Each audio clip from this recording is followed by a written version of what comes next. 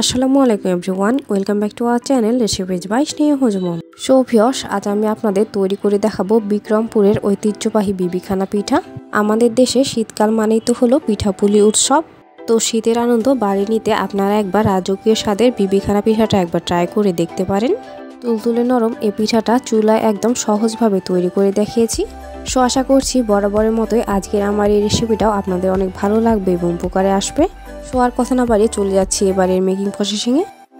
তো এবার আমি এখানে নিয়ে নিলাম রুমের স্বাভাবিক তাপমাত্রায় থাকা 2টা ডিম। ডিমটা যদি ফ্রিজে থাকে তবে অবশ্যই 1 ঘন্টা আগে বের করে রাখবেন। প্রায় হাফ কাপ পরিমাণ খেজুরের গুড় এবার আমি এখানে নিয়ে নিলাম। তবে আপনারা চাইলে এখানে আখের গুঁড়ো ব্যবহার করতে পারেন, তাতেও কোনো সমস্যা নেই। তো প্রায় হাফ কাপ পরিমাণ চিনি এবার আমি এখানে দিয়ে দিলাম। আর সব মেজারমেন্টগুলো আমি চায়ের কাপে মেপে দেখিয়ে দিচ্ছি, কারণ সবার বাসায় চায়ের কাপ অ্যাভেলেবল। আচ্ছা, তো এবার আমি এখানে দিয়ে দিলাম প্রায় 1 চা চামচ পরিমাণ ভ্যানিলা এসেন্স, যা ডিমের গন্ধ দূর করতে সাহায্য করবে। তো এবার আমি এই সবগুলো উপকরণ একটি হ্যান্ড উইশের সাহায্যে ভালো মতো ফেটিয়ে নিচ্ছি। আর এই কাজটা এমনভাবে করে নিতে হবে যেন চিনি এবং গুড় সম্পূর্ণভাবে গলে যায়। আচ্ছা, এইখানে আমি একটা কথা বলে রাখি, বিবিখানা পিঠা কিন্তু ডিম দিয়ে এবং ডিম ছাড়াও তৈরি করে নেওয়া যায়।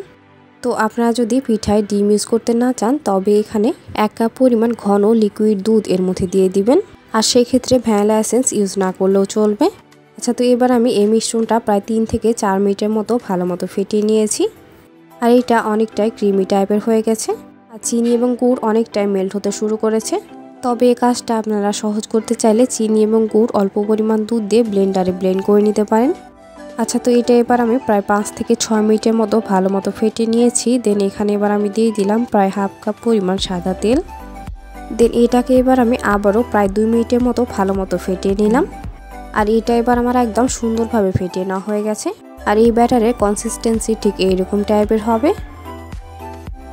তো এবার আমি শুকনো উপকরণগুলো চেলে নেওয়ার জন্য এখানে একটি স্ট্যান্ডার নিয়ে নিলাম।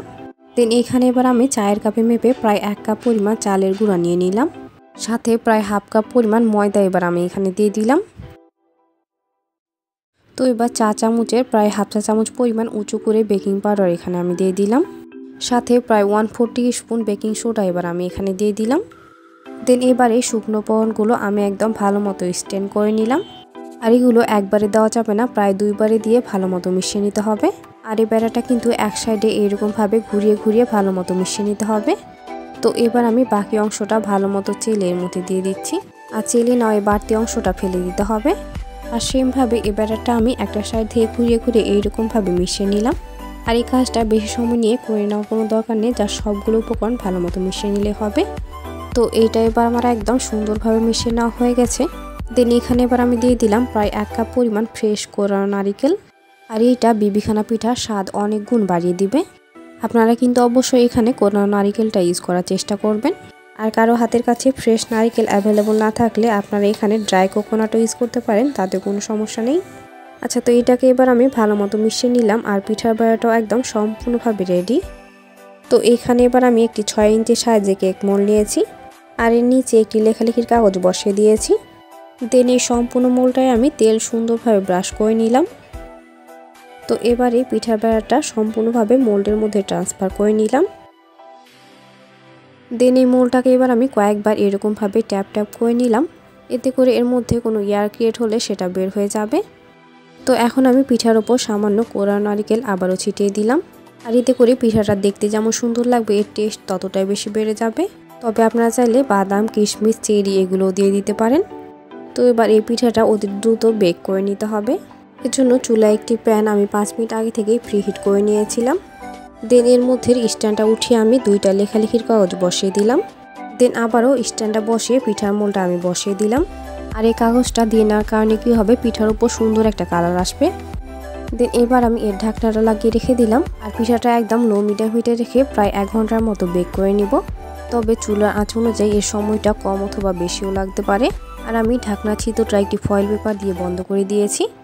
আচ্ছা, তো এবার আমি ফিরে আসলাম ঠিক 1 ঘন্টা পর। আর পিঠার মধ্যেও মাশাআল্লাহ অনেক সুন্দর একটা কালার এসেছে। তো এবার একটি টুথপিকের সাহায্যে চেক করে দেখে নিচ্ছি কেকটা প্রপারলি হয়েছে কিনা। তো টুথপিকটা একেবারে ক্লিন এসেছে, এর মানে পিঠাটা পারফেক্টলি ডান।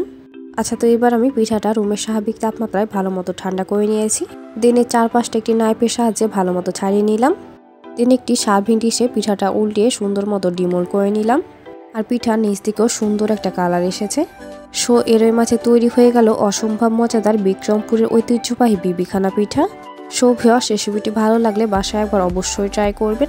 আর রেসিপিটি ভালো লাগলে অবশ্যই লাইক, কমেন্ট, শেয়ার এবং সাবস্ক্রাইব করে পাশে থাকবেন। আর পাশে থাকা বেল আইকনে ক্লিক করে দিবেন আমার পরবর্তী ভিডিও নোটিফিকেশন সবার আগে পেতে। সো আজকের মতো এখানেই বিদায় নিচ্ছি। সবাই সুস্থ থাকবেন, ভালো থাকবেন। এতক্ষণ সাথে থাকার জন্য অসংখ্য ধন্যবাদ। আল্লাহ হাফেজ।